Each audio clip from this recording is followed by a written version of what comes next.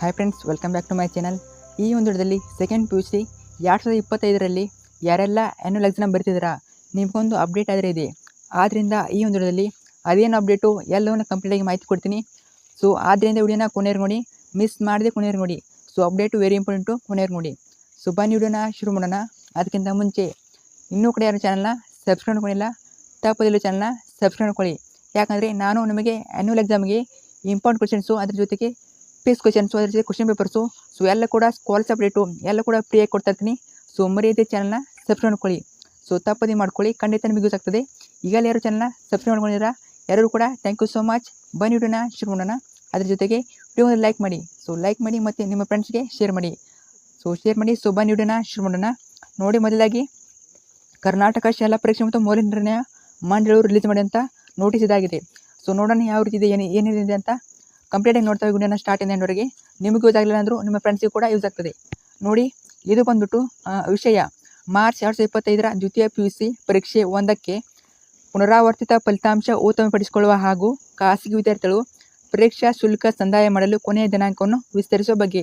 ನಿಮಗೆಲ್ಲ ಗೊತ್ತಾಯಿದೆ. ನಿಮಗೆ ಈಗ ಆ್ಯನ್ಯುವಲ್ ಎಕ್ಸಾಮ್ಗೆ ರಿಜಿಸ್ಟ್ರೇಷನ್ ಮಾಡ್ತಾ ಇದ್ದೀರಾ, ಸೊ ನೋಂದಣಿಯನ್ನು ಮಾಡ್ತಾ ಇದ್ದೀರಾ. ಈಗ ಯಾರಿಗೆಲ್ಲ ಒಂದು ನೋಟಿಸ್ ಇದೆ ಅಂದರೆ, ಯಾರೆಲ್ಲ ಪ್ರೈವೇಟ್ ಸ್ಟೂಡೆಂಟ್ ಇದ್ದೀರಾ, PUC ಎಕ್ಸಾಮನ್ನು ಬರೀತಿರೋ ಯಾರೆಲ್ಲ ಪ್ರೈವೇಟ್ ಸ್ಟೂಡೆಂಟ್ ಇದ್ದೀರಾ, ಅದ್ರ ಜೊತೆಗೆ ಯಾರೆಲ್ಲ ಪುನರಾವರ್ತಿತ ಅಭ್ಯರ್ಥಿಗಳು, ಹಿಂದಿನ ವರ್ಷ ಯಾರೆಲ್ಲ PL ಆಗಿದ್ದೀರಾ, ಈ ವರ್ಷ ಯಾರೆಲ್ಲ ಎಕ್ಸಾಮ್ ಬರ್ತಿದ್ದೀರಾ, ನಿಮಗೆಲ್ಲ ಲಾಸ್ಟ್ ಡೇಟನ್ನು ಕೊಟ್ಟಿದ್ದರು. ಸೊ ಲಾಸ್ಟ್ ಡೇಟು ಈಗಾಗಲೇ ಎಂಡ್ ಆಗಿತ್ತು, ಅದನ್ನು ಚೇಂಜ್ ಮಾಡಿದ್ದಾರೆ. ಸೊ ಎಲ್ಲಿವರೆಗೆ ಇರ್ತದೆ ಲಾಸ್ಟ್ ಡೇಟು ನೋಂದಣಿ ಮಾಡೋದಕ್ಕೆ ಅಂತ ಈ ಒಂದು ವಿಡಿಯೋದಲ್ಲಿ ನೋಡೋಣ. ಸೊ ವಿಡಿಯೋನ ಕೊನೆಯವ್ರು ನೋಡಿ. ಇದು ಜಸ್ಟ್ ಯಾರಿಗೆ ಅಪ್ಲೈ ಆಗ್ತದೆ ಅಂದರೆ ಪ್ರೈವೇಟ್ ಕ್ಯಾಂಡಿಡೇಟ್ಸು ಮತ್ತು ಅದರ ಜೊತೆಗೆ ಪುನರಾವರ್ತಿತ ಕ್ಯಾಂಡಿಡೇಟ್ಸು, ಸೊ ಇಬ್ಬರು ಕೂಡ ಅಪ್ಲೈ ಆಗ್ತದೆ.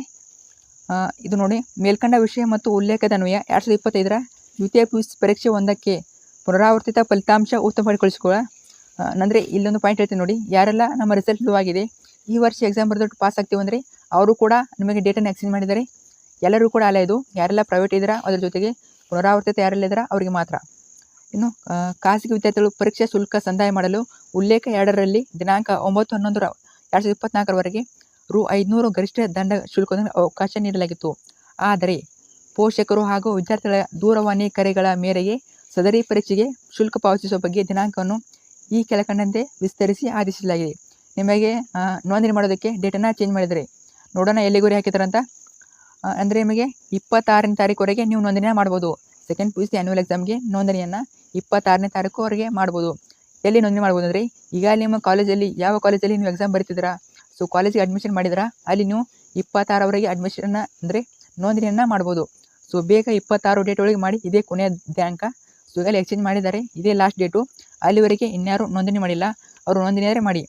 ಸೊ ಇದೇ ಅಪ್ಡೇಟು ಈ ಒಂದು ಹೇಳ್ತಾ ಇದ್ದೀನಿ. ಸೊ ನಾನು ಆ್ಯನ್ಯುವಲ್ ಎಕ್ಸಾಮ್ ಕೂಡ ನಿಮಗೆ ಫಿಕ್ಸ್ ಕ್ವಶನ್ಸು, ಅದ್ರ ಜೊತೆಗೆ passing package, scoring package, so fix questions ಯಾವೇ ಬರ್ತಾವಂತ ವಿಡಿಯೋ ಅಪ್ಲೋಡ್ ಮಾಡ್ಕೊಡ್ತೀನಿ. ಸೊ ಮರೆಯದೆ ಚಾನಲ್ನ ಸಬ್ಸ್ಕ್ರೈಬ್ ಮಾಡ್ಕೊಳ್ಳಿ. ಸೊ ತಪ್ಪದೆ ನಿಮ್ಮ ಫ್ರೆಂಡ್ಸ್ ವಿಡಿಯೋನ ಶೇರ್ ಮಾಡ್ಕೊಳ್ಳಿ, ಅವರು ಕೂಡ ಹೆಲ್ಪ್ ಆಗ್ತದೆ. ಸೊ ಹೆಲ್ಪ್ ಮಾಡಿ, ಅವರು ಕೂಡ ಯಾರೆಲ್ಲ ಇನ್ನೂ ಕೂಡ ರಿಜಿಸ್ಟ್ರೇಷನ್ ಮಾಡಿಲ್ಲ, ಸೊ ನೋಂದಣಿ ಯಾರು ಮಾಡಿಲ್ಲ ಅವ್ರಿಗೆ ಶೇರ್ ಮಾಡಿ. Thank you.